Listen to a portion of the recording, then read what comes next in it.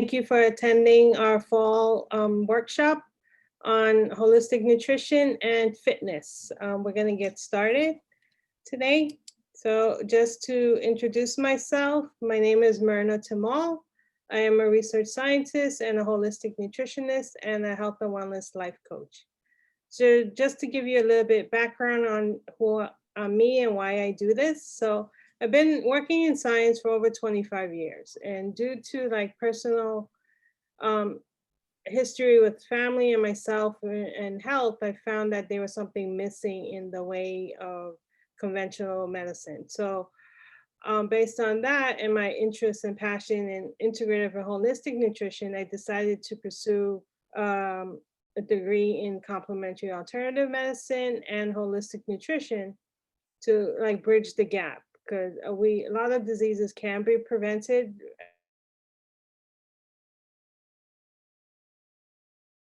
are important. So I like to practice the principle of natural healing, which is basically first do no harm, harness the healing power of nature. I've identified root causes of disease and treat the whole person, not just the symptom, and to educate. And all of this helps with prevention. Just a disclaimer, all of the information provided here is not medical advice. So if you do have a medical ailment, we recommend that you consult with your physician. We're not intending to treat or diagnose any medical conditions. And since we are in the age of COVID, we just want to mention that there is no miracle food of vitamins or minerals or supplements that can treat or prevent COVID. This is just for educational purposes. I would like to introduce my friend and colleague, Dr. Tamika Burns. Tamika, say hi to everyone.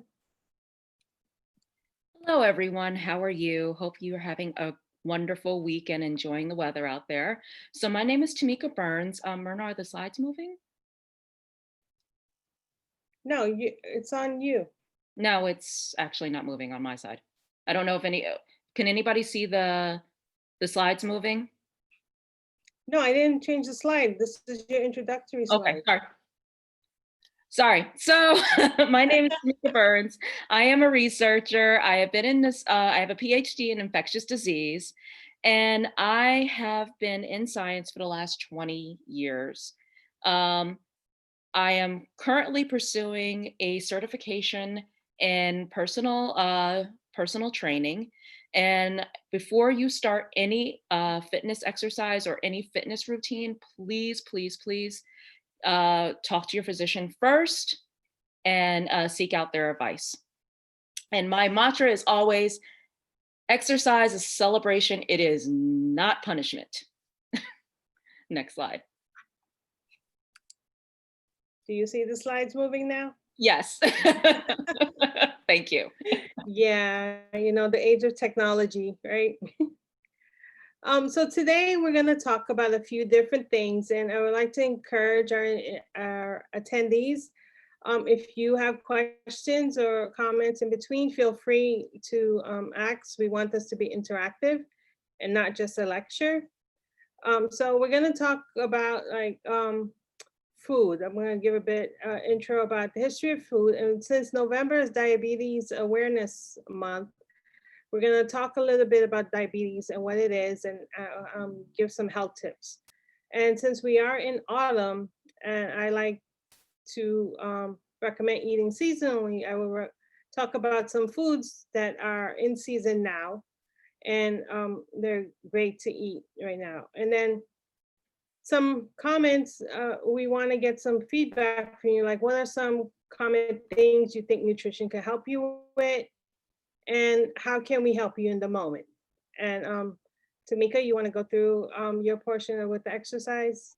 Yes. So I will be talking about why is exercise so important, and also there are different body types. So depending on your body type, what type of exercise program you should be looking for. Also, why should you weight train? Weight training is very important, so we'll discuss that. And also, the exercise industry has been hit really hard with COVID. So how can you get your exercise in during COVID, and why exercise is a celebration? Okay, great. So I would like to open it up with like what happens to the food once you eat it. It goes into your body, but we tend to not think about what happens to the food, how our body process it. So for example, this is just a cute little diagram. If you eat a lot of protein, right? The eggs and meat and fish, your body changes that into amino acids and that becomes muscle. So that's how you build muscles. Like bodybuilders and intense weight trainers tend to need more protein, right? If you eat a lot of junk food, chips and processed breads, that unfortunately turns into fat. And your body doesn't know what to do with it, so it stores it. If you eat a lot of fruit and vegetables, that help with your overall wellness. And then if you eat like certain healthy fats from nuts or coconut, avocados, that actually helps your body with cholesterol, maintaining good cholesterol. And then again, if you eat like burgers and fried chicken, Diet Coke, your body is like, okay, what do I do with this? So I can't get rid of it. I will store it again as fat. So a little bit about the history of food. So in our modern times, food, because population increased and we become more fast paced, we had to figure out with the Industrial Revolution, how do we transport food across the country or the world? And one of the things that happened is they put preservatives into food, right? And this is the creation of like processed foods. Like foods are more refined. So if you remove the nutrients, they won't spoil, right? And they become easier to transport, which is good for the industry, but it's not great for our bodies, right? Because the preservatives are not natural and your body doesn't know how to handle that. So we see, unfortunately, an increase of the use of pesticides, artificial coloring, and preservative. And then when crops are grown continuously, there's a depletion in the nutrients in the soil. So over time, if you eat a lot of processed foods, it's poor quality foods, this can lead to stress factors in your body, which can lead to increased risks of diseases. And you tend to have more fatigue, digestive problems, pain, insomnia, and overall stress. So since we're talking about different types of food, one thing people don't realize, not all calories are created equally. So I like this diagram because it's a good schematic of saying 400 calories of oil. You see, this is your stomach, it only fills up this portion, right? If you eat some fried chicken, it's this, but if you eat a lot of fruits and vegetable, you get all these nutrients and it's more filling, is more nutritious. So this is an important point to keep in mind. And then what is the difference between whole foods and processed foods? So whole foods, as I mentioned, are fruit, vegetables, whole grain, certain types of dairy products. Processed foods are all the refined foods, which the nutrients are removed to help them not spoil and help them to be transported easily. So these are your processed foods. These are your healthy foods. Now, today we're going to talk about what is found in food. What do your body need? There's several nutrients in your body. There's carbohydrates, lipids, proteins, vitamins, mineral, and of course we need water. Today we're going to focus more on carbohydrates since we are going to talk about diabetes, and that carbohydrates basically turn into sugar.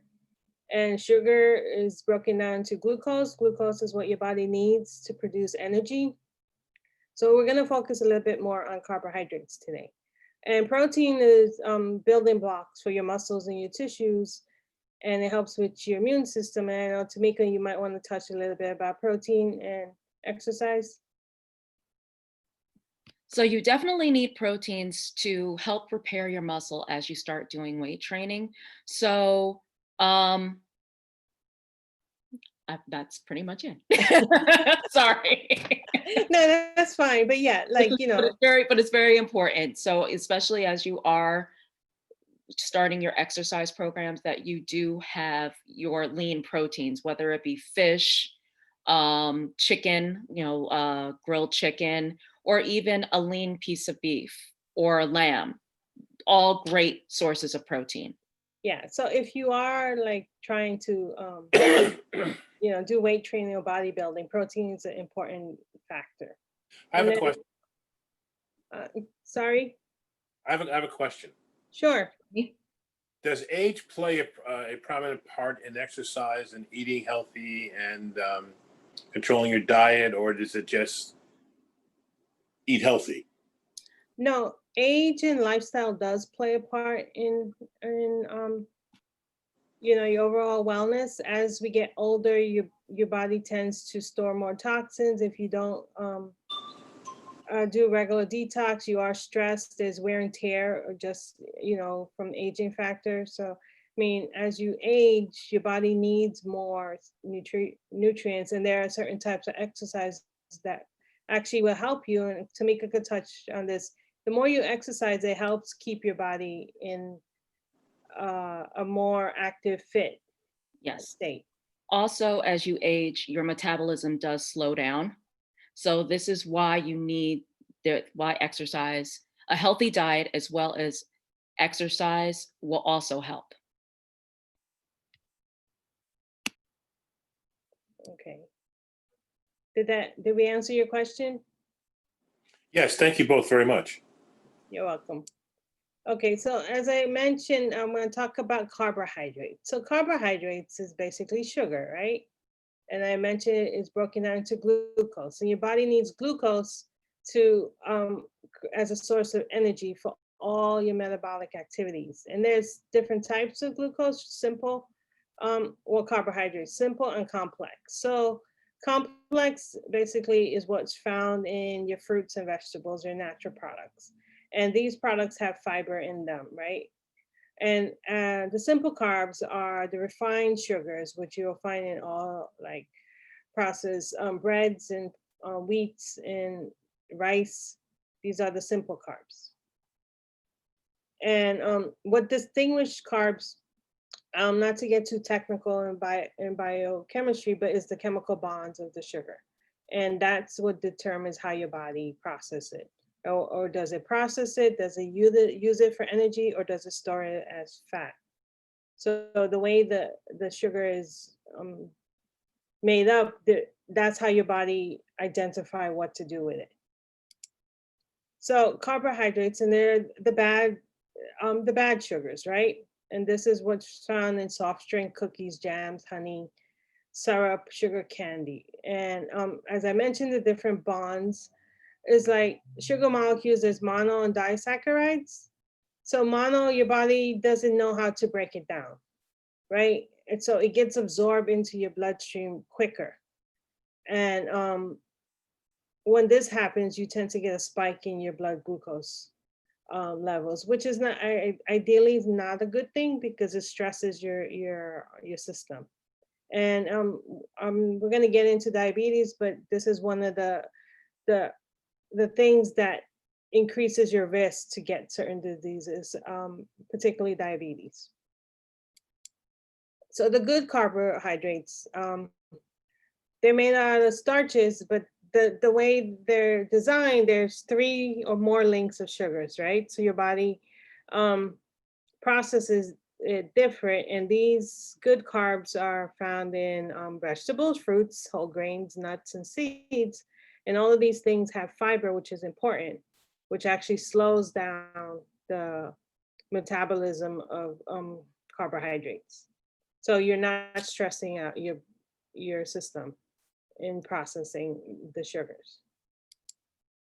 So I wanted to touch on high fructose corn syrup, particularly because it's found in almost all types of processed foods, and there's many different names of it. And this is the sugar molecule that actually will spike your blood sugar, and it does not digest well in your body. right? So it cannot be broken down in your liver. Your liver is what breaks down, everything and helps with your metabolism. But this gets stored as fat, right? And if you have excess fat storage, this actually increases the inflammation. And we're not going to talk about it today, but in upcoming workshops, we could talk more about particular things like diseases and inflammation, which is like the root cause of many diseases. So since November is Diabetes Awareness Month, I just wanted to talk a little bit about diabetes. So the word diabetes comes from a Greek word, and it basically means to siphon, right? So diabetes it's not just one particular thing, it's a group of conditions, which is part of a metabolic disease, which is basically excess sugar or glucose in your blood. And your body does not know how to process it properly. So type 1, insulin is hormone in your body that helps with allowing your cells to incorporate glucose in your body. So in type 1 diabetes, your pancreas does not produce enough insulin. So you have to get outside source of insulin. Type 2 is usually, it takes years to develop, and it usually occurs in adults over time. And as I mentioned, eating a lot of processed or simple carbs increases your risk because it takes a toll on your body. So type 2 diabetes is your body makes enough insulin, but it doesn't know how to utilize it well. And then there's a condition that develops that is known as insulin resistant. So if you see the diagram here, normally your pancreas produces a lot of insulin, and with diabetes, and at least with type 1, you're getting less.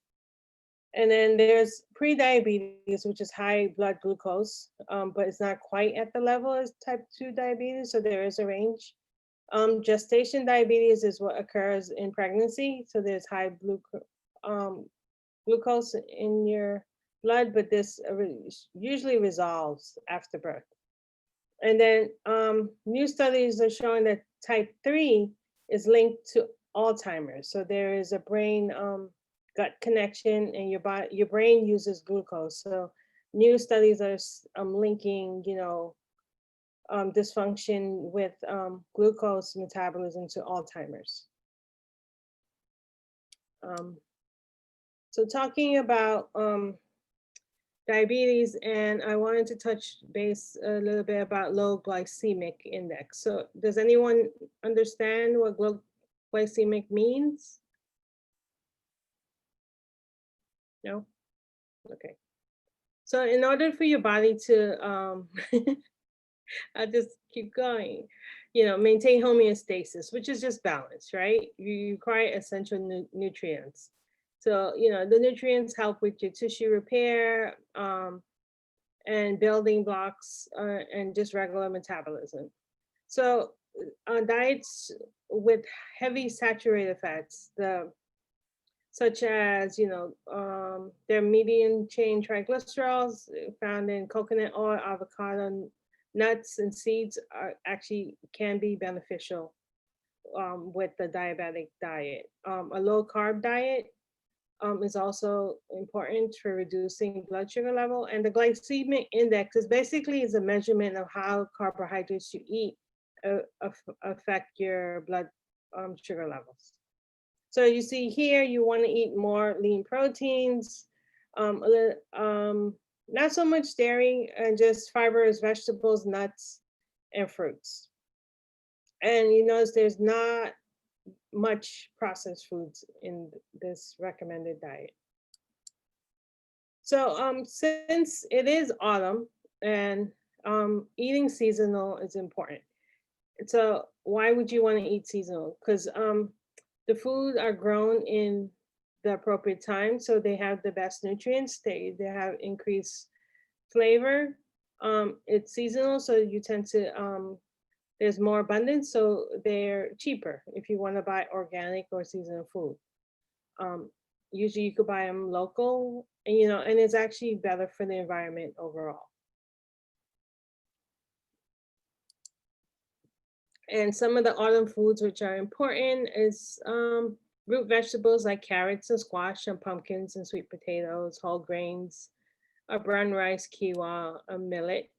Legumes are good, beans, chickpeas, lentils. The green vegetables now are in season: broccoli, kale, um, celery, and fruits are apples, cranberries, and pears.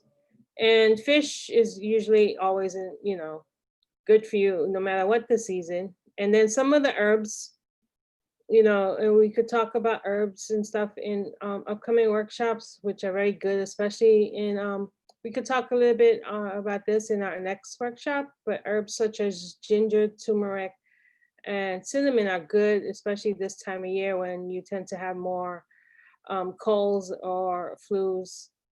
So herbs are also important. And just two examples. So, the sweet potato is very good, and it has a lot of beta carotene, which is, the orange colors, and the winter squash. And you can see the nutrient content. So they tend to have a lot of vitamins and minerals, which are important, and fiber as well. And I always like to tell my clients to eat the colors of the rainbow. And I like the slides because you could see, food is designed by nature, which is very intuitive and smart, that it gives us what we need for our bodies, right? So the red foods are, just think red for your heart health and anti-aging, right? So you'll have your apples and your tomatoes and your pomegranates. The oranges are good for your immune system. The greens are to help detox. And your blue and your purples are for your central nervous system, and your yellows are for anti-inflammatory. So this is a good way to remember what foods are good for what particular function in your body. So I think now we're gonna turn it over to Tamika, and we're gonna talk about exercise and fitness. So Tamika, is all yours. Thank you, Myrna. So not only is it important to have a well-balanced diet, but it's also important to exercise. So why is it so important? It's because with exercise, you strengthen your muscles, you strengthen your bones, and you also increase your movement.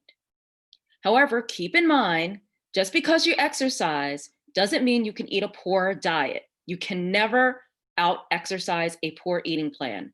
Your eating plan is 80% of the weight loss process, and 20% of it is your exercise.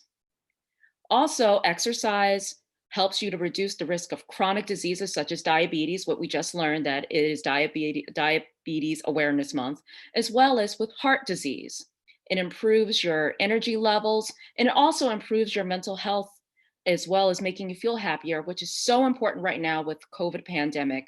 Everybody is stressed, and exercise is a great way to relieve stress. Also, it improves your quality of sleep, and it also improves your memory and brain function. Next slide. So I know a lot of people think that they shouldn't weight train and they should just do cardio all times. And especially I will say women think that if you weight train, you're going to turn into the Hulk. No, people who are bodybuilders spend their whole day exercising, and they take lots of supplements, and they lift very heavy. So weight training and strength training is something that everyone should be doing. Why? It increases your bone density and your bone strength as we age. Especially for women, women are at higher risk for osteoporosis. So weight training will actually help prevent this.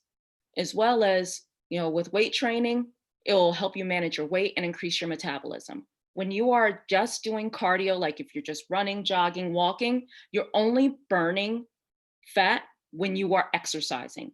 When you weight train, you start to build muscle and you increase your metabolism. So if you have muscle on you, you will always be burning fat, even when you're not exercising.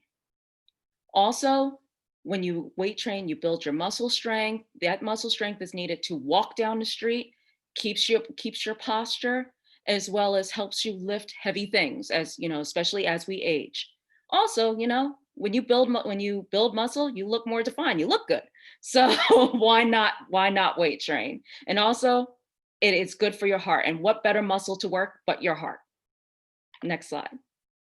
So I know everyone's wondering, okay, well, now I want to start exercising and I want to start an exercise routine. So which one should I try? And I will say it depends on your body type. So there are 3 body types. There's the ectomorph, the mesomorph, and the endomorph. Next slide. So the ectomorph. The ectomorph I liken to the person that you know, or someone who's in your family who can eat all day long and not gain a pound. So they are described as having long and lean physique. They have a very fast metabolism, and they have trouble gaining weight and gaining muscle. They have little observable body fat. And, you know, if this is your body type, I would suggest training with very heavy weights and doing very little cardio. Okay, next slide. Now there's the mesomorph. The mesomorph is naturally muscular. They're well proportioned with wider shoulders and a narrow waist, and they have very low body fat. So this body type is your classic bodybuilder. They can lose weight easily, they can gain weight easily, they know how to manipulate their body. And basically, you know, if this is your body type, I would say 2 to 3 days of cardio or high intensity interval training. So high intensity interval training is when you do something for a short period of time, like a short burst to bring your heart rate up, and then you bring it back down. And then you do it, you repeat that. So that's what high intensity training is, or 1 to 2 days of just steady cardio where you just take a walk or just take a jog at a steady pace. Next. And the last one, the endomorph. This is the one I am very familiar with because this is my body type. The endomorph is described as being curvaceous, full-figured, and pear-shaped. They have medium large bone structure, small shoulders, shorter limbs, and they carry all their weight in their belly, hips, and thighs. It is harder for endomorphs to lose weight, and they are insulin resistant. So basically, this is the body type that is prone for diabetes as well as heart disease. So it is very important for endomorphs to have a very healthy eating plan as well as an exercise plan to keep their weight in check, as well as to keep their fat percentages down. They have higher body fat percentages, and they have a difficult time losing weight with just diet alone. Whoop. Thanks. And then also, if this is your body type, like for me, I am exercising 6 to almost 7 days a week. I'm doing 2 to 3 days of high intensity interval training, you know, the bringing your heart rate up and bringing it back down. And then also doing 2 to 3 days of steady state cardio. And this definitely for endomorphs is very important, is definitely weight training. Weight training is what's going to get you, you know, build your muscle and then to raise your metabolism to get the fat off. So next slide. So I know we're in a pandemic right now, and fitness industry has definitely taken a hit. Lots of gyms closed, a lot of trainers are out of work. So you're wondering, you know, how can I begin an exercise program, or how can I get exercise in? So while it's still warm out, or we still have some nice few days like today, you know, look to go outside to exercise. Either go for a walk, look at the foliage, go for a jog. Also, a lot of gyms have moved their fitness classes outside. They're trying to keep everyone safe, so they're, you know, look to see if there's something outside that you can do.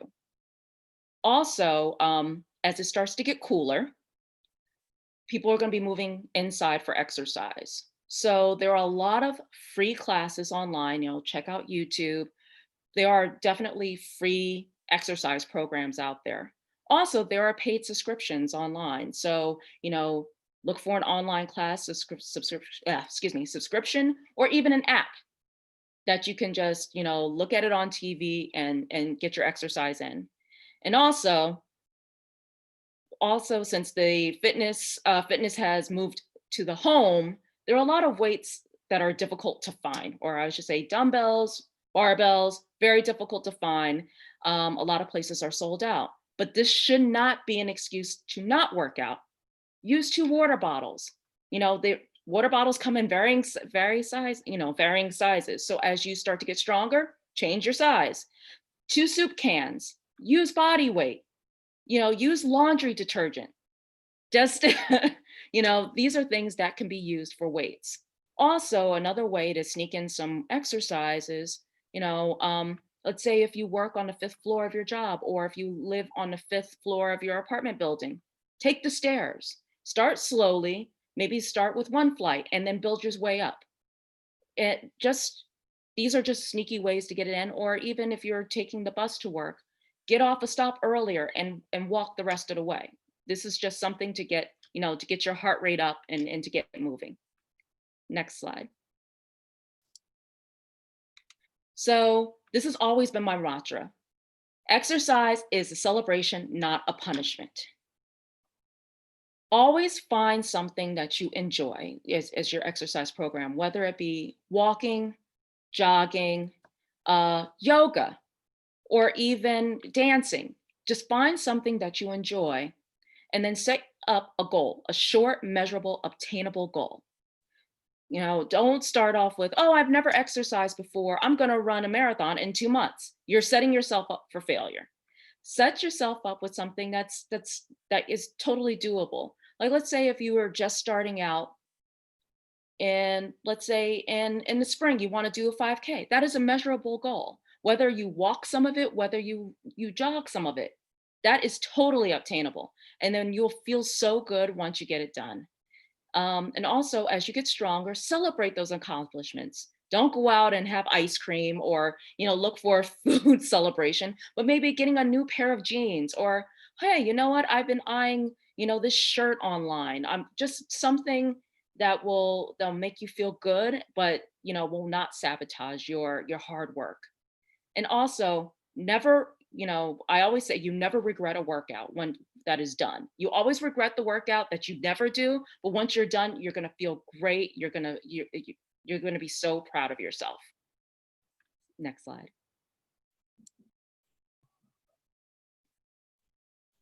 Oh, so in conclusion, I know Myrna's going to talk about her food, but in conclusion, there's so many benefits of regular exercise.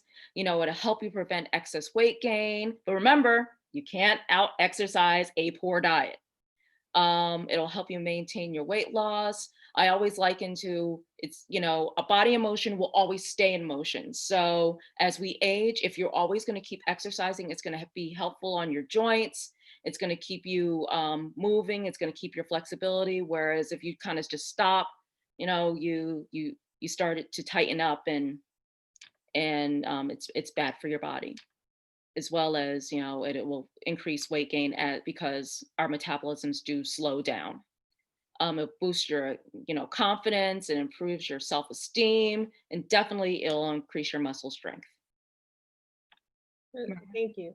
Yeah, so just to conclude on the food portion, like food is medicine, and this holds true. Like, the type of food you eat does have a systematic effect on your body. So it's important to learn about the ingredients of your food, the nutritional content, and the benefits of the foods.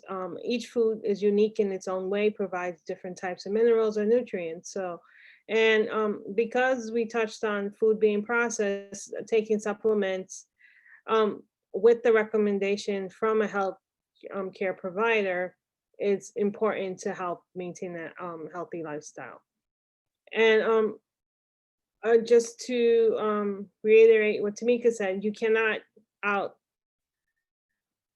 you need a combination of both. You can't just eat healthy, yes, is 80%, but you also do need exercise. Our body are designed to move. So I think overall health relies on having, a good balance in terms of the nutrients you eat and the exercise you do. So that concludes our presentation, and we're more than happy to take questions from our audience. It's not a question, but I want to thank you both very, very much. It's very informative. And I think that the people should follow up with you guys because you give such great information. I hope that people follow you both because this is a very informative meeting. Thank you both very, very much. So thank you, Dr. Jamie. So you. yeah.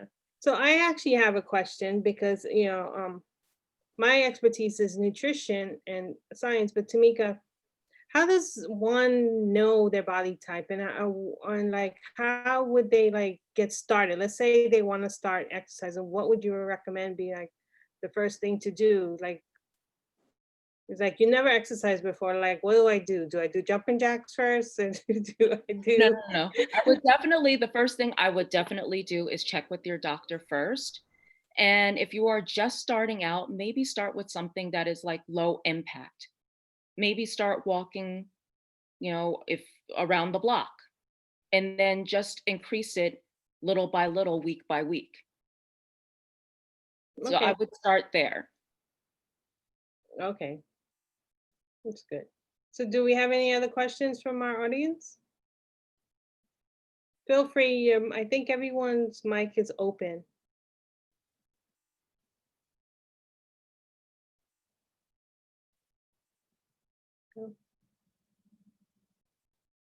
Okay, well, I wanna just thank everyone for attending, and this is my information that you could reach me. I am on social media, Facebook and Instagram as Life Compass 3. You can reach me at my website, lifecompasswellness.com, and my email is lifecompasswellness@gmail.com. If you need to get in touch with Tamika, you could reach her through me and I will relay a message as well. And just to tell you guys about upcoming workshops, we're planning on doing more informative workshops monthly. Next month we have our winter wellness, and actually we're gonna talk about, winter is the month of, shorter days and longer nights, and people tend to get the winter blues or get more prone to getting sick. So we'll talk about some healthy options there. And actually, we're gonna have our guest, Dr. Jamie Epstein, who's actually in our audience today. So Jamie, would you like to tell us a little bit about what you're gonna be discussing in December? Sure. Thank you very much. We're going to talk about hypnosis and how the winter trance can be overcome by becoming lazy. So we're going to talk about a lot about imagery and visualization, exercises to help you grow your mindset and help you grow a better part of living. So again, we're going to talk specifically about not letting the winter blues trance state behavior encompass you with being depressed, being overwhelmed with laziness. So these are some of the things that we're going to talk about when we meet next month. Yeah. And oh, Jamie, can you just introduce yourself so people know who you are? Sure. Hi, I'm Dr. Jamie Epstein, PSYD, MFCC.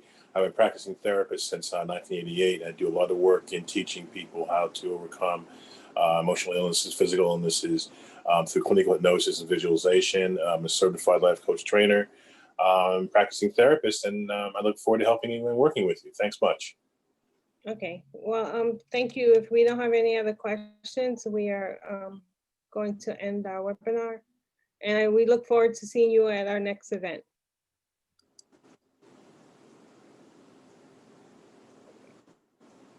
Thank you, everyone. Thanks. Thank you. Thanks, guys. You're welcome. Enjoy the rest of your Sunday. You as well. Go outside, take a walk. Get some fresh air, right? Get some fresh air while we still can. Okay, thank you, Tamika. It was very informative. Thank you. Thank you, Myrna. Thank you for the invite. Okay, bye.